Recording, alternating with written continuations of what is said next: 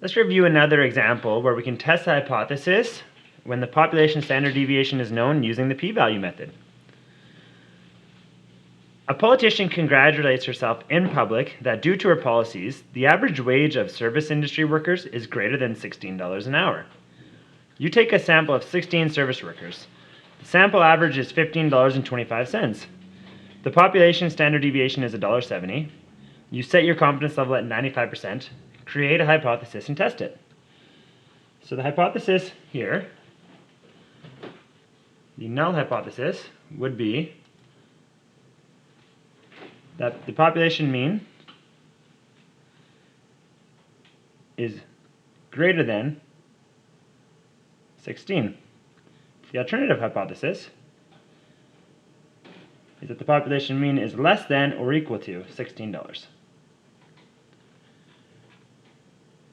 Now when we do the p-value method, what we're doing is we're trying to determine what is the probability that when we take this sample, our average would be $15.25. If that probability is under the significance level, which is 1 minus the confidence level, then we would have then we would reject the null hypothesis. Meaning, if this would only happen if we were to take 16 service workers, a sample of 16 different service workers, and 1 in 20 times or less, we would get this sample average, we would reject it.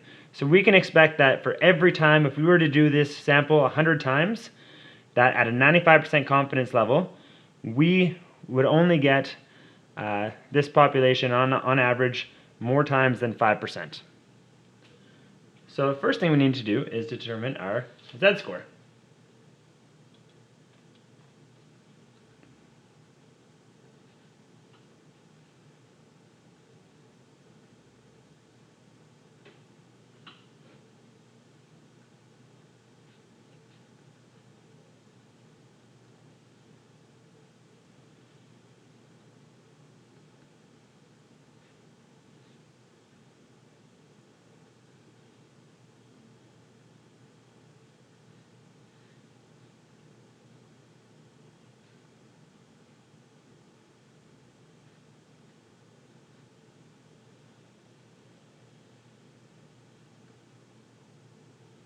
So our sample average, or x bar, minus our population average, which is the hypothesized average, our standard deviation of 1.7, and our sample size of 16.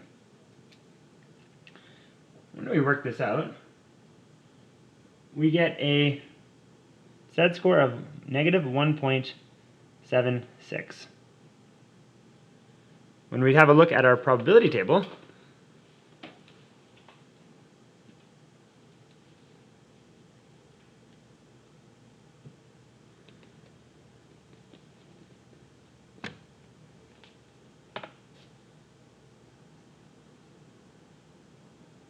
we see here that we get probability of 0.0392.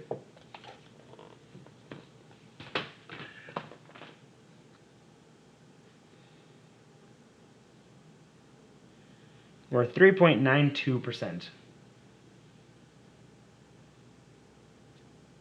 So, at 3.92%, that means, in layman's terms, the chance of, if this hypothesis was true, if this politician is correct and that service workers' wages are greater than $16 an hour, at 3.92%, the chances of us getting $15.25 based on a sample of 16 workers is at 3.92%.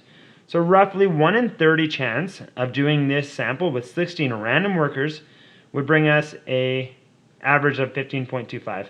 That's less than our confidence level our significance level at 5%. So based on that, we can reject the null hypothesis.